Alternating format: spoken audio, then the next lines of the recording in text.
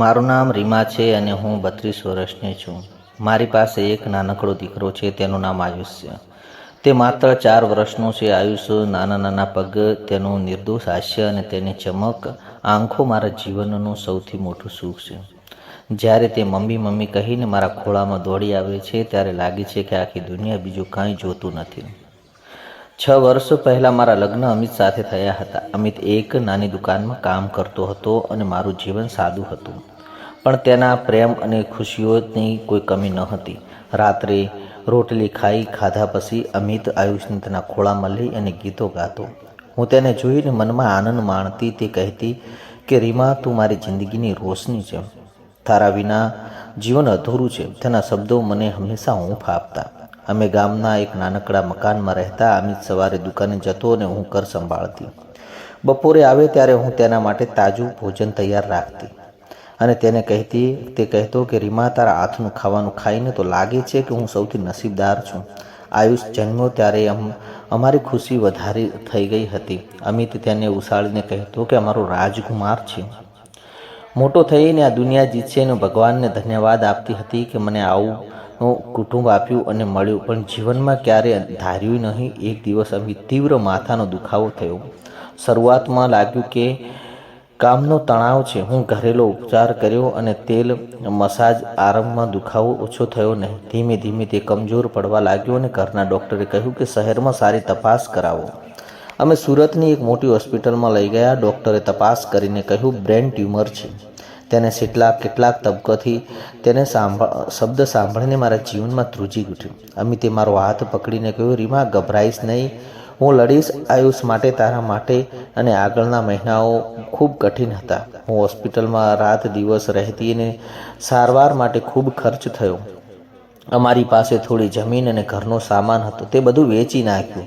ઘરની વસ્તુઓ, જમીન અને છેવટે મારી બેંક સેલ પણ તે પૈસાની દવા અને ઓપરેશન ચલાવ્યું. અમિત હજુ આશા હતી અને આશા રાખતો હતો અને ટીમા, તું, હું અને આયુષ મજબૂત બનાવજો. હું શક્તિ છે, પણ તે તબિયત વધુ બગડી ગઈ અને રાત્રે તે મારો હાથ દબાવીને કહ્યું, રીમા, હું તને અને આયુષને અત્યંત પ્રેમ કરું છું. મારો પ્રેમ હંમેશા તારી સાથે રહેશે. શબ્દ પૂરા થયા પહેલાં તેની આંખો બંધ થઈ ગઈ. હું તેને ખંભે માથું રાખી મૂકીને રડી અને આયુષ બાજુમાં ઊંઘતો હતો. તેને ખબર જ ન હતી કે પપ્પા કાયમી માટે ચાલ્યા ગયા છે. અમિતના અવસાન પછી મારું જીવન અંધારું થઈ ગયું. સાસરિયામાં રહેવા સાથે શરૂઆતથી તેઓ સંત સાંત્વના આપતા અને ઓછી વર્તન બદલાયું હતું. સાસુ કહેતા કે છોકરી અમારા ઘરનું અપશુકન લાવી. તે તો આવ્યા પછી ખૂબ જ દુઃખ આવ્યું અને તેમના શબ્દ મને તીર જેવા લાગ્યા. એક દિવસ સસરાએ સીધું કહી દીધું કે રીમા, અહીં રહીશ તો ઘરને વધુ નુકસાન થશે. તું તારા દીકરાને લઈ અને કંઈક લઈ જા. તારી જવાબદારી લઈ શકે. તે રડવા પૂછ્યું, ક્યાં જાઉં અમિત? પછી મારું કોઈ નથી. તેઓએ કહ્યું, જ્યાં મન થાય ત્યાં જા. રાત્રે આયુષને સાથે ચાંપી સવારે થોડા કપડાની પોટલી બાંધી હું સુરત આવી. શહેરમાં જીવન કઠોર હતું. એક નાની ઝૂંપડી ભાડે રાખી અને પૈસા ખૂટતા. આયુષે દૂધ મુશ્કેલીથી મળતું હતું. હું એક ઘરે જઈ અને કામ માંગતી. વાસણ માંજવાનું, ઝાડુ લગાવવાનું, પણ કોઈ નાના બાળકવાળી વિધવાને કામ આપતું નહીં. કોઈ કહેતા, અમારી પાસે પોતાના કે કોઈ રહેવાવાળું બાળક કોણ રાખે છે.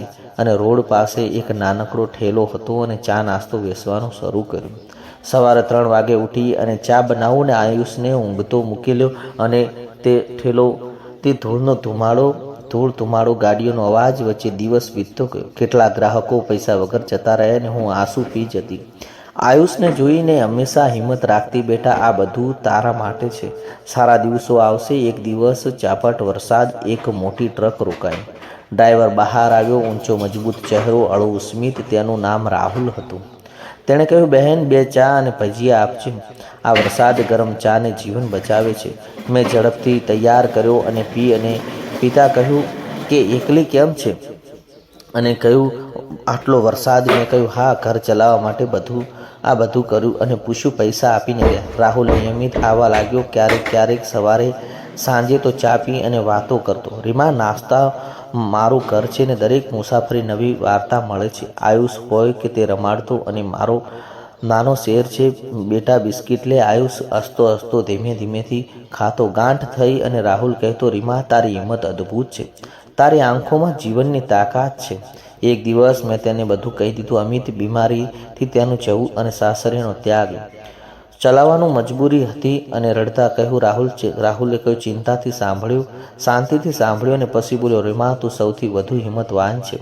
તારા જેવી સ્ત્રી જે દુનિયા બદલે છે ને એક ઠંડી સાંજે તને તાવ ચડ્યો, શરીર કાંપતું અને ઉઠી અને શક્તિ નથી ને આયુષ રડતો હતો. મમ્મી, ભૂખ લાગી છે.